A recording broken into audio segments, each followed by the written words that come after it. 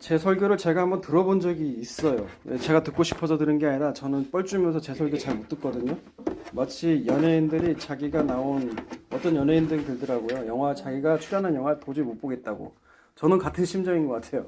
제가 한 설교를 제가 못 듣겠더라고요. 근데 어느 날 갑자기 어디 익숙한 많이 설교가 아니었어요. 사실 밖에서 싸움 난 줄 알았어요. 그래가지고 이 밖에서 이렇게 이 시간에 새벽에 싸운다냐 했거든요. 근데 알고 봤더니 아내가 잠이 안 온다고 제 설교를 튼 거였더라고요.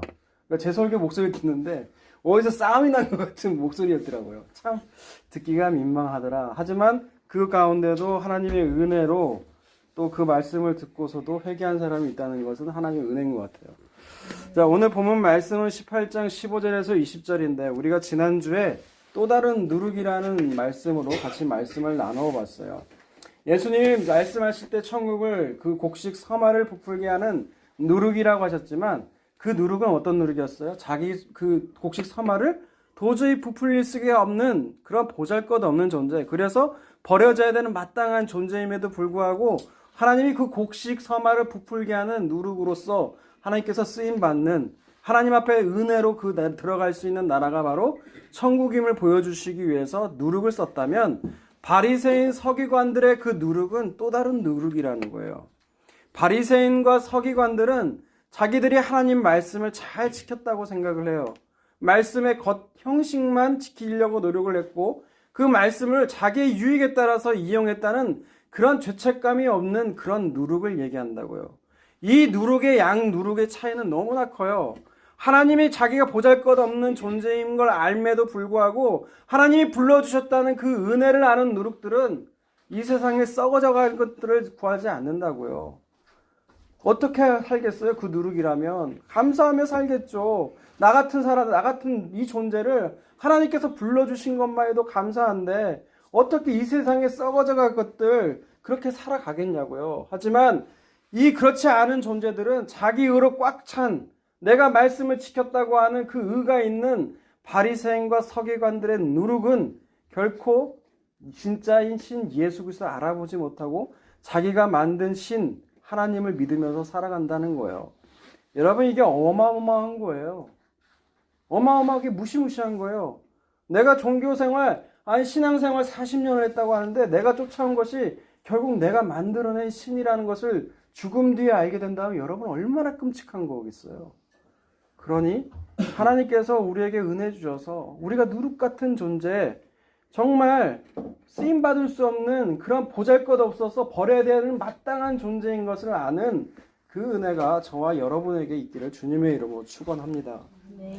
14장에서 17장까지 예수님의 행적 이야기가 맞춰주시고요. 이제 18장에 오게 되면 예수님의 설교가 나오게 돼요. 말씀드렸죠. 이야기가 끝나면 설교가 나오고 이야기가 나오면 설교가 시작되는 것이 바로 마태복음의 구조라는 거죠. 이 마태복음의 18장의 그 설교의 시작은 제자들이 먼저 물어보게 되는 거예요. 1절에서 뭐라고 물어봅니까? 18장 1절 읽어볼까요? 시작. 그때 제자들이 예수께 나와 이르되 천국에서는 누가 크니까? 네, 이 천국에서 누가 크니까라는 물음 속에는 뭐가 들어있어요? 자기들은 이미 천국에 들어간다라는 전제에 있죠. 진짜 김치 국물도 먼저 마신다고, 그죠? 네, 천국에 들어갈 수 있는 자들은 이런 자들이 들어가는 게 아니죠. 이 누가 큰 자니까라는 이 질문 가운데 뭐가 있어요? 이 높고 낮음의 그 계급이 존재한다는 그 인식 자체가 들어있잖아요. 마치 이 세상처럼 이 천국에 가서도 큰 자와 작은 자가 있다라고 생각하는 거예요. 여러분 이게 바로 인과론이에요. 내가 예수를 위해서 많이 교회를 만들고 많이 헌금을 하면 이 천국에 가서도 내가 더 높은 자리에 있겠지라고 생각하는 생각. 여러분 이게 철저한 인과론적인 생각이라고요. 여러분 이런 생각들이 없어져야 돼요. 이런 생각이 죄인 걸 여러분 아셔야 되는 거예요. 이 질문에 대해서 예수님 뭐라고 대답하세요? 어린아이를 그들 앞에 세우시고 3절 읽어볼까요? 이르시되 너희가 돌이켜 어린아이들과 같이 되지 아니하면 결단코 천국에 들어가지 못하리라. 어린아이 같지 않으면 너희가 아무리 나를 따르는 제자라 할지라도 너희조차도 천국에 못 들어간다라고 얘기하시는 거예요. 그러면 이 질문이 무슨 말일까요? 이 질문에 대한 예수님의 대답이 마치 이 대답은요, 니고데모에게 찾아오셔가지고 네가 거듭나지 않으면 하나님 나라에 못 들어간다 했을 때 니고데모가 한 생각이 뭐예요? 아니 내가 나이가 벌써 이제 내년이면 막 6, 70인데 내가 어떻게 엄마 뱃속으로 다시 들어가냐는 거예요. 이걸 문자적으로 이해하니까 그렇죠. 여러분, 어린아이는 어떤 어린아이를 말하는 거예요? 이 어린아이는 순수함의 대명사인 그 어린아이가 아니에요. 제가 어린아이 지켜보니까 그렇게 순수하지는 않더라고요. 언제 한 줄 아세요? 세뱃돈 받을 때. 아니 어떻게 이게 10,000원짜리가 더 큰 돈인지를 알아요, 애들이 다. 이게 뭐가 순수해요? 그 어린아이는 그 어린아이가 아니에요. 이 어린아이는 정말 자신이 어른들의 도움이 없으면 아무런 가치가 없는 존재인 걸 아는 어린아이예요. 부모의 도움이 없으면 아무것도 할 수 없는 그 어린아이를 말하는 거예요. 부모가 없으면 그 부모가 올 때까지 계속 울어대는 게 바로 그 어린아이라는 거예요, 여러분. 그 어린아이 같지 않으면 네가 천국 가지 못한다는 거예요. 또 그 어린아이는 이게 부모에게서 배우고 들은 것을 그대로 말하는 게 또 어린아이의 특징이잖아요. 그래서 예배 가운데 부부가 사이가 안 좋으면 목사님들이 물어봐요. 왜 무슨 일 있었냐 그러면 진짜 어린아이들은요 그대로 말한다고요. 그래서 나중에 엄마 아빠가 째려보고 나중에 집에 가서 혼나죠. 예, 어린아이는 자기가 듣고 배운 거를 그대로 말하는 게 어린아이예요. 근데 이 어린아이가 여러분 되고 싶으세요? 이 어린아이가 되고 싶으세요? 이 어린아이가 되면 무기력하고 힘없고 나약한 존재가 이 어린아이인데, 여러분 선악과 먹은 인간은요 이미 자기가 자기 자신을 지키고 싶어 하지 이 무기력한 어린아이 되고 싶어 하지 않는다고요. 자기 생각을 말하고 싶지 남의 있는 생각을 그대로 말하는 스피커가 되고 싶지는 않는다는 거예요. 근데 누구만이 어린아이세요? 예수님만이 어린아이가 되셨다는 거예요. 예수님만이 천국에 들어가실 수 있어요. 우리는 못 들어가요. 여러분 못 들어가요. 아무리 착한 일 한다고 해도 못 들어가요. 왜? 내 안에 그 자기 중심적인 이 죄악이 꽉 차 있기 때문에 예수님을 받아들일 수가 없어요. 그러니까 우리는 천국 못 들어가요. 그러니까 어떻게 해요? 예수님이 그 십자가로 자기의 죄 대가를 다 지불하시면서 우리를 그 천국으로 끌고 가시는 거거든요. 여러분 그게 예수 믿는 거예요. 여러분 이 어린아이, 그래서 이 18장에 보면 이 어린아이와 같은 자를 영접하는 것이 곧 누구를 영접하는 거예요? 예수님을 영접하는 거예요. 그래서 이 어린아이를 실족해 하면 뭐라고 말해요? 차라리 목에다 연잔 맷돌을 매달고 빠져 죽는 게 낫다고 얘기를 한다고요. 그러므로 이 지극히 작은 자를 잃어버리지 않는 것이 하나님의 뜻이라고요. 여러분 이렇게 지극히 작은 자, 이 어린아이와 같은 자 이를 불러 모으는 곳이 어디예요? 바로 이게 교회라는 거예요. 교회는 힘있고 강한 자들을 하나님 부르시는 거 아니라는 거잖아요. 고린도서 우리가 말씀 많이 봤죠. 하나님께서 어떤 너희들의 택하심을 보라는 거예요. 어떤 자를 택해서요? 힘없는 자, 천한 자, 세상에서 멸시받고 있는 자. 이는 아무 육체도 하나님 앞에 자랑하지 못하게 하시려고 하나님께서 불러 모으신 거라고 하잖아요. 여러분 이게 교회예요. 그래서 교회에 나와서 서로 힘자랑하는 것이 교회가 아니라고요. 그 안에서 나의 낮음, 나의 연약함 이런 걸 고백하고 서로 용서하고 치유하고 하나님 나라가 정말 이런 곳이다 라고 보여줄 수 있는 것이 바로 교회라는 곳이라는 거예요. 저는 저의 이런 목소리가 이렇게 싸움을 부추기는 듯한 싸움의 말투인지는 몰랐어요. 근데 저도 모르게 이 말투가 나와요. 용납하고 들어주시면 감사할게요. 그래서 오늘 본문 말씀에 이 15장에는 이런 얘기를 나와요. 오늘 본문 18장 15절에 보면 이 말씀이 나옵니다. 읽어볼게요. 시작. 내 형제가 죄를 범하거든 너와 그 사람하고만 상대하여 권고하라. 만일 들으면 내가 내 형제를 얻은 것이요. 여기서 내 형제가 죄를 범하거든 할 때 이 죄가 어떤 죄냐는 것을 각주에 보면 4번에 나와요. 4번에 뭐라고 나와 있죠? 각주 4번에 보면 안 나와 있어요? 각주? 내게 죄를이라고 안 나와 있나요? 네, 각주에 보면 좋은 성경을 보시면 각주가 나와요. 4번 해가지고 밑에 보면. 이 말이 뭐예요? 같은 믿음의 형제가 자신에게 죄를 범하거든 그 사람하고만 상대라는 거예요. 다른 사람에게 알리라는 거예요? 알리지 말라는 거예요? 알리지 말라는 거예요. 근데 제가 부교육자로 있을 때 얘기를 들어보면 저 가관이 아니에요. 여기 와가지고 맨날 그래요. 저한테 와서 전도사님 이건 비밀인데요 하면서 그렇게 얘기를 시작을 해요. 근데 저는 그 비밀 같은 얘기 하지 말라고 하거든요. 왜 그런 줄 알아요? 이제 머리가 멍청해져서 그런지 이 비밀이라고 했는데 저도 모르게 말할 수도 있어요. 그러니까 제발 나한테는 얘기하지 말라고. 별로 듣고 싶지도 않고 알고 싶지도 않고. 근데 이 비밀스러운 얘기를 들어보면 그 사람에게 대해 알고 있는 그 좋은 이미지가 다 깨지는 그런 얘기들이라고요, 대부분. 그죠? 그리고 저 최근에 또 알게 된 이야기들 몇 가지가 있는데 그런 얘기들을 다 보면 그 사람의 연약한 모습이더라 이거예요. 근데 그런 모습들을 우리는 그 모습을 보고 어떻게 저 사람이 어떻게 예수 믿냐 이런 식으로 우리가 판단하고 정죄를 하는데 주님은 그 형제를 위해서도 죽으셨어요, 여러분. 예, 그러니까 내 안에 들보는 보지 못하고 그 안에 있는 형제의 그 작은 것만 커 보이는 것이 여러분 우리 죄의 완악함이에요. 그게 완고함이에요, 여러분. 여러분 그걸 놓고 우리가 안타까워해야 되지. 그리고 그 형제를 놓고 기도해야 되는 것이지. 그 형제를 놓고 비판하고 정죄하라고 우리 하나님께서 교회를 주신 것이 아니라는 거예요. 여러분 이 말씀의 배경에는요 15절 같은 평행 본문을 달고 있는 누가복음 17장을 한번 볼게요. 오늘은 말씀을 준비를 못했어요. 그 화면으로 볼 수 있는 걸 준비를 못했기 때문에 찾으셔야 돼요. 이 죄를 그 사람하고만 상대하라고 했는데 그 먼저 17장 1절과 2절에는 이렇게 나와 있어요. 예수께서 제자들에게 이르시되 실족하게 하는 것이 없을 수는 없으나 그렇게 하는 자에게는 화로다. 그가 이 작은 자 중에 하나를 실족하게 할진대 차라리 연잔맷돌이 그 목에 매어 바다에 던져지는 것이 나으리라. 그러면서 3절과 4절의 말씀을 하거든요. 읽어봅시다. 시작. 너희는 스스로 조심하라. 만일 내 형제가 죄를 범하거든 경고하고 회개하거든 용서하라. 만일 하루에 7번이라도 내게 죄를 짓고 7번 내게 돌아와 내가 회개하겠노라 하거든 너는 용서하라 하시더라. 이 3, 4절의 이 똑같은 말씀이 용서를 하라는 말씀의 그 조건이 되는 절이 뭐예요? 1절과 2절이에요. 실족이에요, 실족. 네 형제가 만약 너를 실족하게 한다면 너는 뭐 하라는 거예요? 너는 용서해 줘라. 너는 그를 용서해라. 7번에 77번이라도. 7이라는 건 완전수잖아요.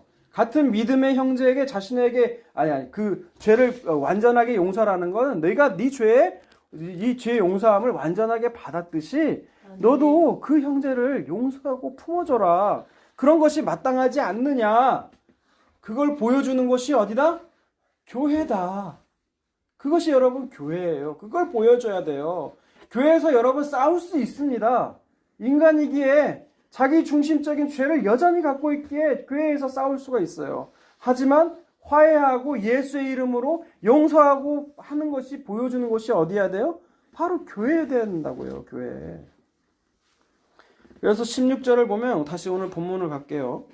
다시 오늘 18장 16절을 보면 형제를 공고하면 형제가 들으면 형제를 얻는 것인데 근데 듣지 않을 수도 있잖아요. 그죠? 만일 듣지 않거든 한두 사람을 데리고 가서 두세 증인의 입으로 말마다 확증하게 하라라고 그래요. 왜 두세 증인을 데리고 가야 되는 걸까요?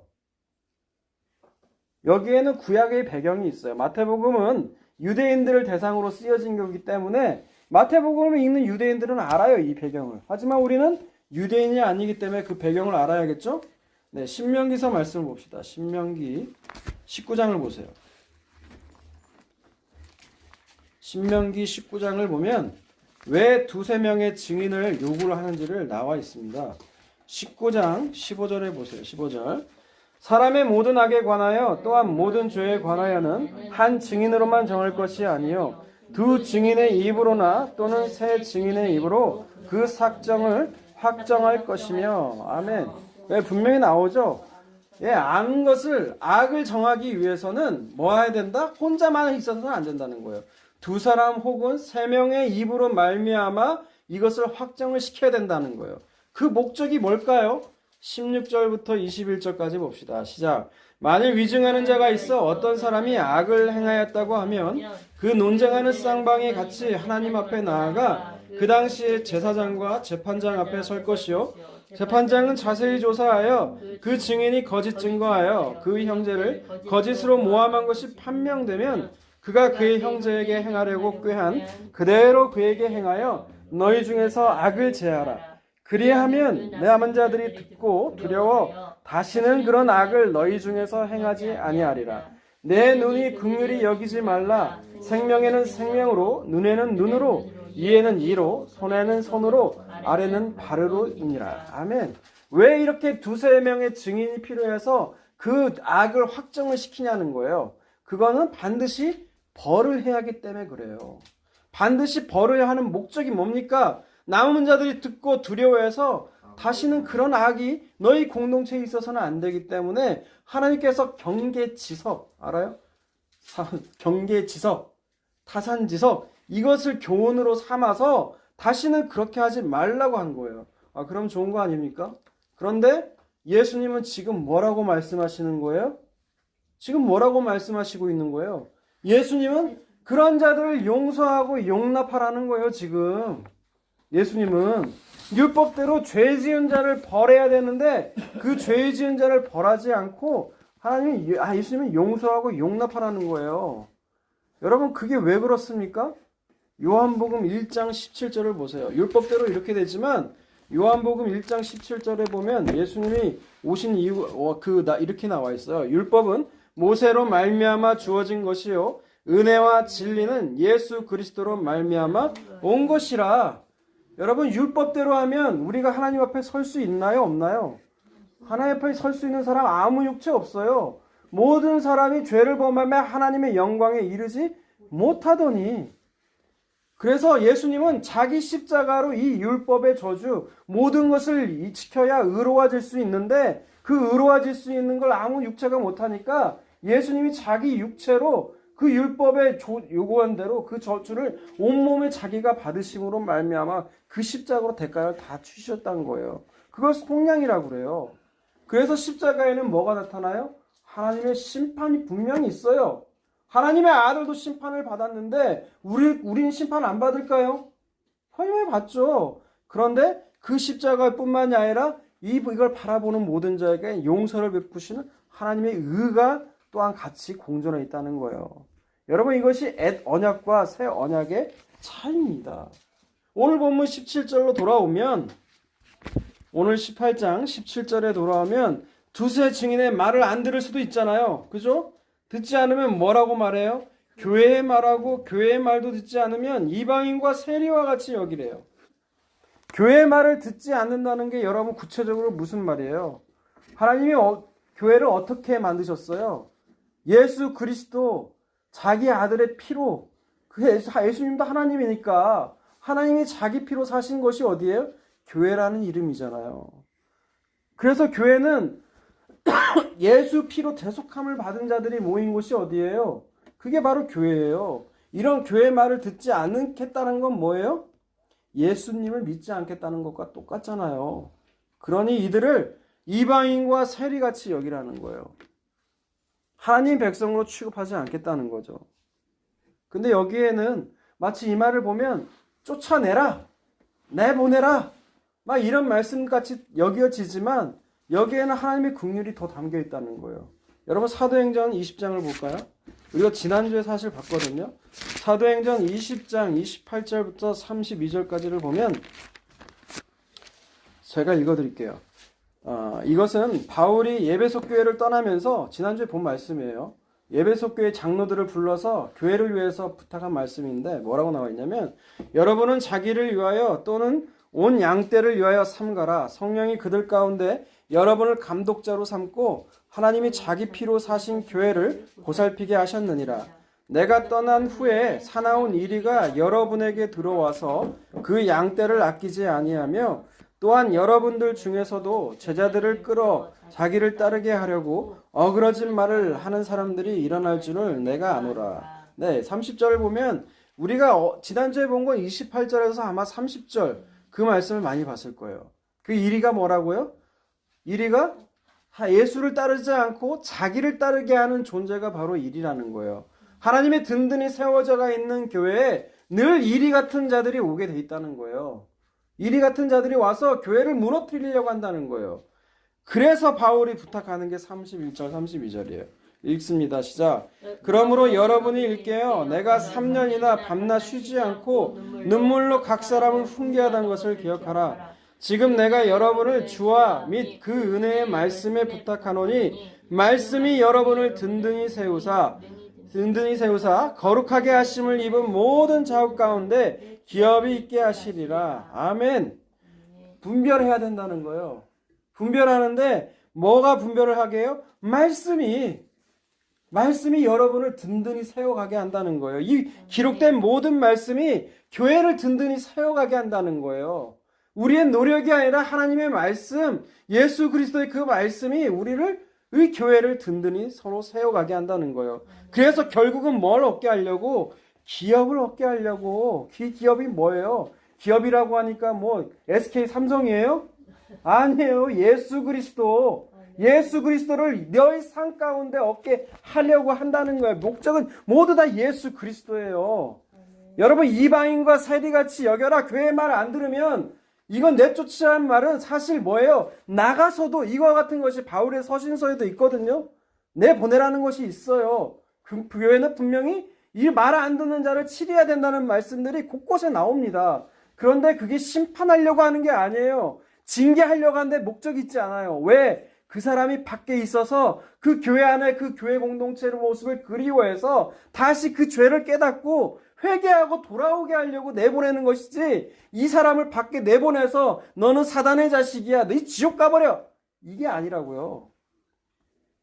이방인과 세리를 여러분 예수님이 얼마나 긍휼히 여기셨습니까? 이방인과 세리 창기들 예수님 와서 놀았던 무리들이에요.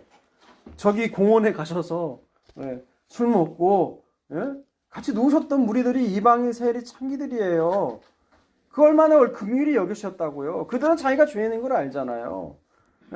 그만큼 이들을 긍휼히 여겨라라는 말씀이지 심판하고 정죄라는 말은 아니다고요. 여러분, 교회는 정죄하는 곳이 아니에요. 교회는 네 죄, 내 죄, 누가 크냐 따지는 곳이 아닙니다. 서로 내 죄를 고백하면서 내가 그 죄를 안타까워하면서 그 죄를 보면서 나도 저 죄 지었는데 보면서 비판과 정죄가 아니라 서로 안타까움이 일어나는 곳이 교회여야 돼요. 교회는 그래서 용서하고 용납하고 하나님의 사랑이 무엇인지를 보여줘야 하는 곳이, 여러분, 그것이 교회예요. 여러분, 교회가 그런 곳이 돼야 되지. 교회가 세상과 같이 똑같이 비판하고 정죄하고 뭐 하나 기사 달리면 댓글도 봐요. 어마무시하더라고요. 그 댓글도 보면 저라도 극단적인 선택할까요? 저는 안 할 것 같긴 한데 극단적인 선택을 하겠더라고요. 연예인들이. 자살. 요즘에 극단적인 선택이란 말도 하지 말라고 하더라고요. 자살이라고 해야지. 어떤 정신과 의사 선생님이 그러더라고요. 여러분, 그만큼 예수님은 심판의 메시지보다 지금 긍휼의 메시지가 더 강하다는 거예요. 여러분, 이 같은 이런 맥락에서 나온 말씀이 뭐예요? 오늘 본문 18절이 그래서 나온 말씀이에요. 18절. 진실로 너희에게 이르노니 무엇이든지 너희가 땅에서 매면 하늘에서도 매일 것이요 무엇이든지 땅에서도 풀면 하늘에서도 풀리리라. 여러분, 이 맨다 풀린다는 이 메시지가 전부 다 용서의 메시지예요. 용서. 교회는 바로 주의 이름으로 모인 곳에서는 이렇게 용서와 화해가 이루어지는 것이 바로 이런 교회 공동체가 된다는 거예요.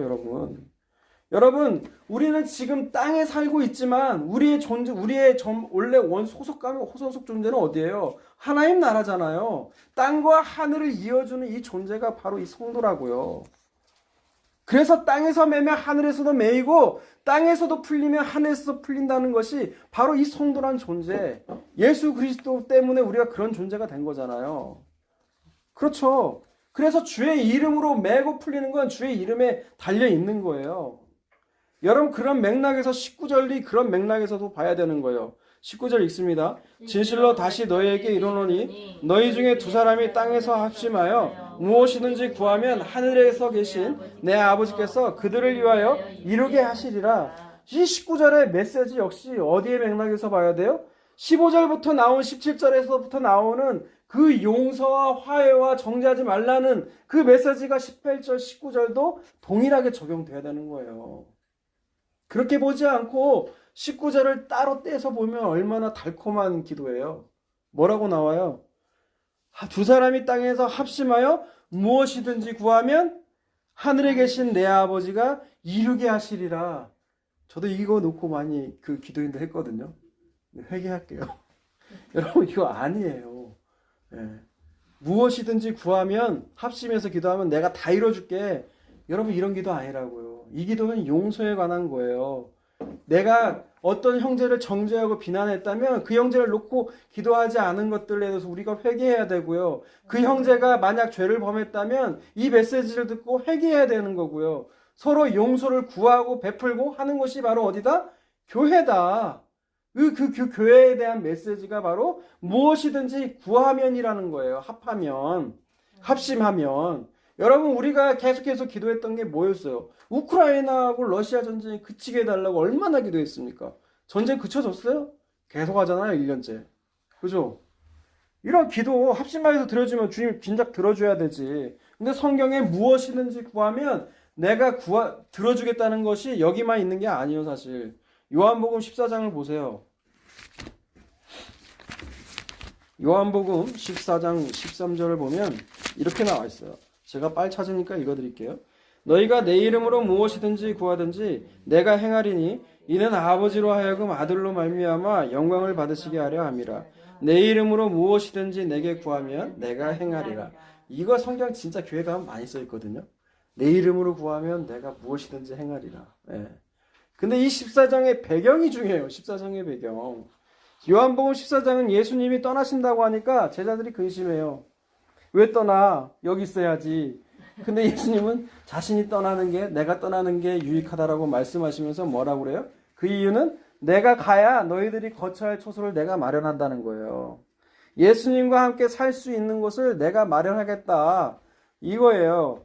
그리고 예수님은 하나님 아버지와 원래 하나이셨듯이 자기를 믿는 자로 하여금 자신과 하나가 되도록 하는 것을 준비하러 가신다는 거예요. 그게 바로 뭐예요? 성령이잖아요, 성령. 그래서 성령을 받아들인 자들은 예수님처럼 하나님 아버지한테 구할 수밖에 없어요. 여러분 예수님이 뭐 이 땅에서 잘 먹고 잘 살도록 기도했나요? 아니잖아요. 아버지의 뜻이 이루어지도록 온전히 아버지의 뜻만 이런 기도하셨잖아요. 그러니까 기도하면 다 이루어지는 거예요. 여러분 실망하셨죠? 실망하셨죠? 아니 예수님의 이름으로 기도하면 다 들어준다며. 여러분 속은 거예요. 종교 사기꾼들한테. 아니에요. 그런 메시지. 하나님 저 형제 회개하고 주님 믿게 해주세요. 여러분 그 기도는 하나님 들어주시는 거예요. 예수님의 뜻에 맞는 기도, 그의 뜻대로 하는 기도. 이게 나중에 우리가 찾아볼 건데 요한일서에 나오거든요. 그의 뜻대로 하는 기도를 들어주신다고요. 내 뜻이 아니라. 예, 여기 말고도 또 나와요. 15장 넘어가면 예수님이 자기는 포도나무라는 비유를 하시잖아요. 요한복음 15장에. 보면 7절에 보면 이게 나오거든요. 너희가 내 안에 거하고 내 말이 너희 안에 거하면 무엇이든지 원하는 대로 구하라. 그리하면 이루리라. 예, 내가 포도나무고 너희가 가지야. 가지가 포도나무를 떠나서 지가 못 살아. 너희는 내 안에 있어야 돼. 그럼 가지가 뭘 구하겠어요? 난 포도나무 떠나고 싶어요. 그런 거 구하겠어요? 아니죠. 가지도 또한 포도나무와 같은 기도를 할 수밖에 없다라는 거예요. 예, 그렇게 하는 기도가 바로 합심 기도.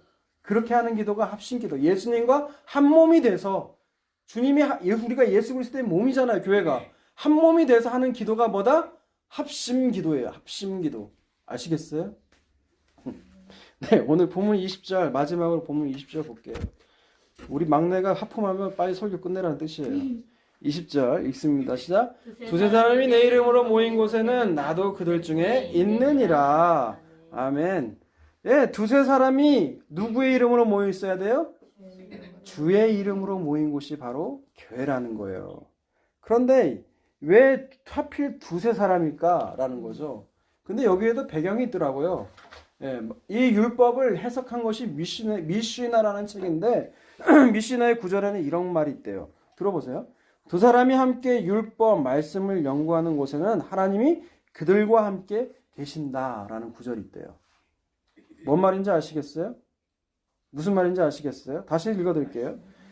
미시나라는 율법 해석책에는 뭐라고 나와 있냐면 두 사람이 함께 율법, 말씀을 연구하는 곳에는 하나님이 그들과 함께 계신다라는 거예요. 거기서 두세 사람이라는 것이 나왔다는 거예요. 그걸 알고 있는 유대인이라면 이 말씀을 듣고 그게 딱 떠오른다는 거예요. 아, 두세 사람, 그들은 하나님 말씀을 연구하는 곳에 하나님이 함께 계시지라는 거예요. 근데 이 말씀을 읽다가 가정예배를 사실 이 본문으로 하다가 질문을 하더라고요. 큰애가.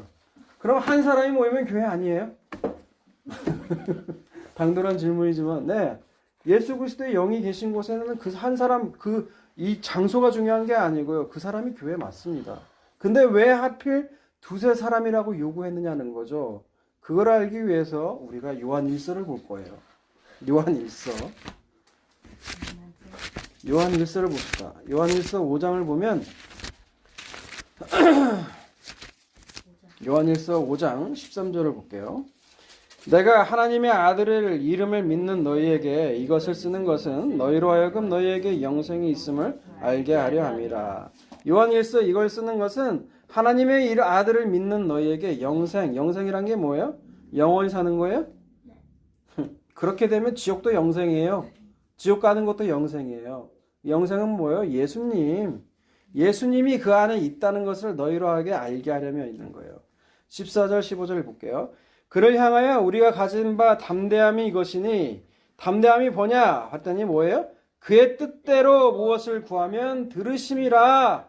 그러면 그의 뜻대로 구한다는 게 뭐냐라는 거죠. 그죠? 우리가 무엇이든지 구하는 바를 들으시는 줄을 안즉 우리가 그에게 구한 그것을 얻은 줄을 또한 아느니라 하면서 정말 그의 뜻대로 구하는 게 무엇인지를 16절과 17절에 이렇게 나와요. 읽습니다. 시작. 누구든지 형제가 사망에 이르지 아니한 죄를 범하거든 구하라. 그리하며 사망에 이르지 아니하는 범죄자들을 위하여 그에게 생명을 주시리라. 사망에 이르는 죄가 있으니 이에 관하여 나는 구하라 하지 않노라. 모든 불의가 죄로 돼 사망에 이르지 아니하는 죄도 있도다. 아멘. 예, 여기에 그때 예전에도 이거 한번 찾아본 적이 있을 거예요, 여러분. 사망에 이르는 죄가 있고 사망에 이르지 않는 죄가 있다는 거예요. 여러분, 여기서 사망에 이르지 않는 죄는 뭘까요? 우리 실족할 수 있잖아요. 연약하잖아요. 그래서 그 죄를 범한 자들을 위해서 구하는 거예요. 하나님, 저 형제 회개하고 예수 믿게 해주세요. 다시 예수 믿게 해주세요. 이렇게 우리가 구하는 기도를 하나님이 들으신다는 거예요. 하지만 사망에 이르지는 뭐예요? 예수를 믿지 않는 것. 그건 어떻게 할 수가 없죠. 그래서 교회의 지체들은 그 연약함을 알고 함께 기도하는 거예요. 그래서 18절에서 21절 읽습니다. 시작. 하나님께로부터 난 자는 다 범죄하지 아니하는 줄을 우리가 아노라. 하나님께로부터 나신 자가 그를 지키심에 악한 자가 그를 만지지도 못하느니라. 또 아는 것은 우리는 하나님께 속하고 온 세상은 악한 자 안에 처한 것이며 또 아는 것은 하나님의 아들이 이르러 우리에게 지각을 주사 우리로 참된 자를 알게 하신 것과 또한 우리가 참된 자 곧 그의 아들 예수 그리스도 안에 있는 것이니 그는 참 하나님이시요 영생이시라. 자녀들아 너희 자신을 지켜 우상에게서 멀리하라. 아멘. 여러분, 하나님께로부터 난 자는 죄를 범하지 않는데요. 이 죄란 뭐예요? 사망에 이르는 그 죄. 사망에 이르는 죄가 뭐라고 했어요? 예수 믿지 않는 것. 여러분, 이렇게 하지 못하도록 하나님이 지키시고 보호하신대요. 여러분, 걱정하지 마세요. 여러분, 천국 갈 때까지 하나님이 지키시고 보호하실 거예요. 내가 이 꼬라지로 내가 천국 갈 수 있을까?